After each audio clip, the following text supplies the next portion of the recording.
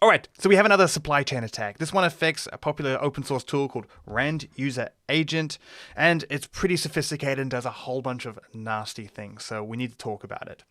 So, as I said, it affects RAND User Agent, which is a tool that's maintained by Web Scraping API, which is a company that has a lot of web scraping tools and products and services. And basically, this tool facilitates generating real user agent strings, which helps you go undetected if you're doing web scraping. It's pretty popular. It has 44,000 weekly downloads right now and has a long version history, and it is well maintained. So first of all, what I'll say is this one was really hard to actually spot. When we go into this, it's clearly done by a very sophisticated actor. I'll talk at the end about who we think that is. But if we go into the code, we look in the index.js file. This is actually the file that has the malware in it.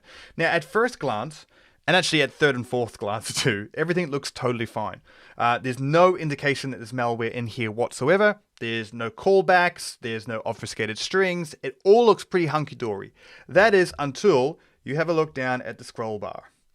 Yeah, and we've seen this technique before. If we scroll all the way across, then we see this gobbledygook right here.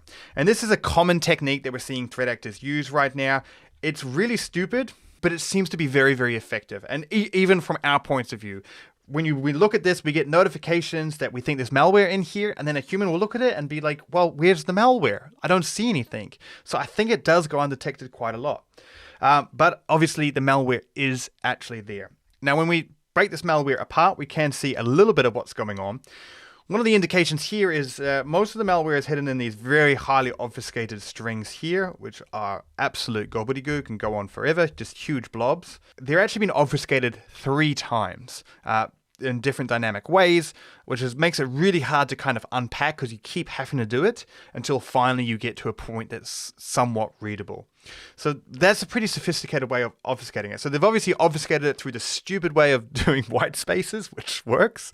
And then they've done more sophisticated ways of actually obfuscating it. So it's very hard to know what this code actually does. When we do unpack this, we do have a clean version, if you can call this clean, here.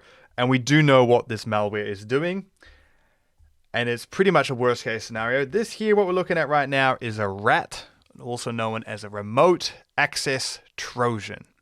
This essentially installs itself onto your machine via that dependency, via that toolkit. And then it communicates with a command and control server, and it can actually run shell commands on your machine, do all kinds of nasty things, inject further malware, take screenshots, upload files. All kinds of nasty business that it can do once it's in there. So I'll talk a little bit more about exactly what it does in a minute. One of the first questions you're probably having is, how did this happen? Was it inside job? was something compromised? Is the GitHub version okay?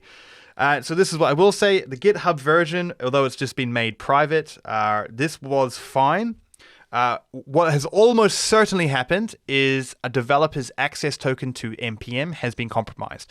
We know this because if we look on GitHub, we can see that the last version was 7 months ago. So that's the last official version. If we correlate that to the versions on this toolkit here, then we can see that 7 months ago we have this version, 2.0.82. That's the last official version. All the rest of these here are malware.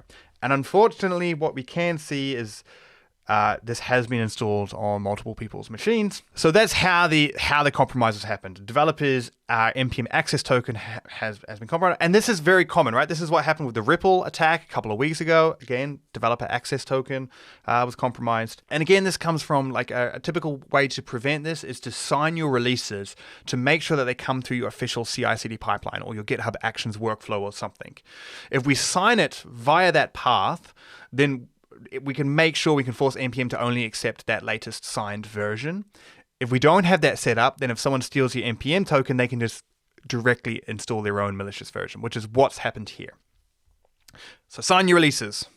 So what does it actually do? What is our RAT doing for us? Well, so this tool actually sets up communication with our C2 server. If we scroll down, we can see the IP addresses here.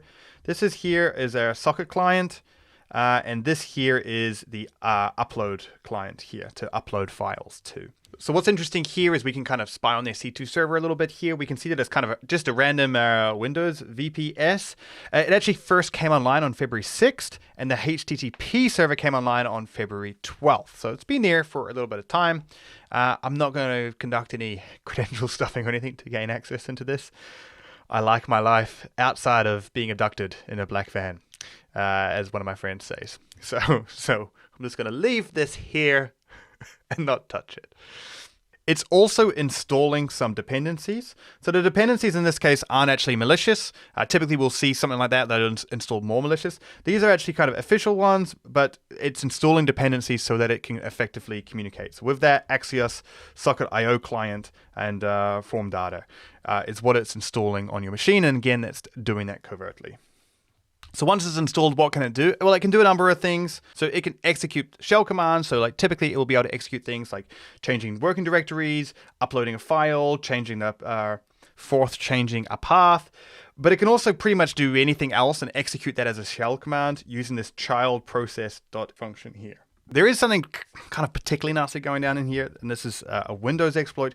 If we look at this code here, what this is doing is it's basically hijacking kind of Python toolkits here. So if you were to run, when this is installed, if you were to run a process like Python or pip, thinking that you're running a Python toolkit, what this is actually doing is it's bypassing that, hijacking that, and replacing it with its own binaries. So if I was to write, Python do this, it could actually execute its own binaries. So I wouldn't even be knowing it, but I would be executing malicious binaries on behalf of the attacker.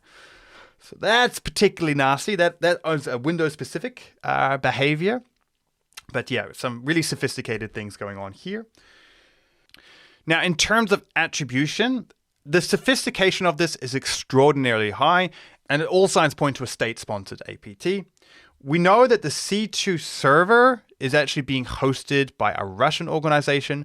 We have a UK IP address, but because it's hosted by a Russian organization, it leads me to believe that this is almost certainly a Russian APT group that we're dealing with here. Which one, I can't say for certain.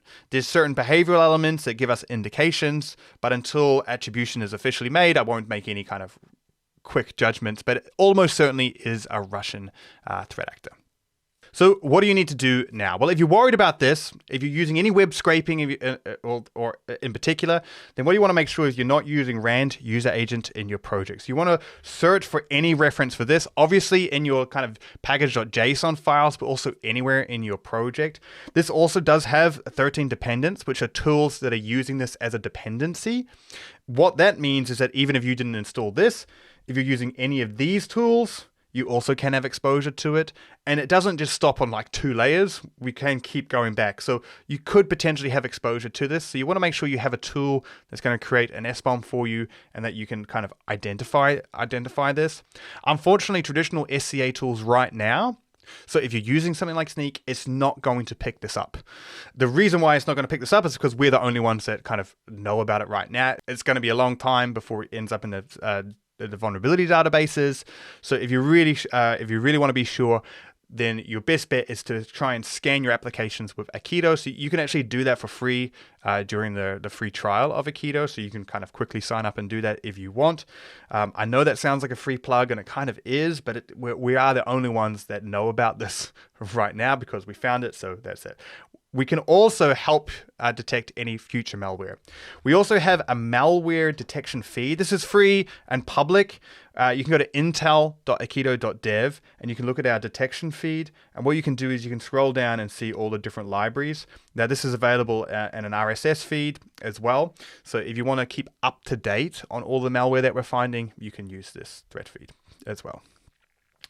All right, that's all that I have for you today. Such is the state of the world right now that you'll be hearing from me in a couple of weeks, probably with a new supply chain attack. So make sure you stay tuned for that. Subscribe wherever you're listening to this if you want to keep up to date. We'll be sure to let you know as soon as possible. All right, thanks, and I'll see you next time.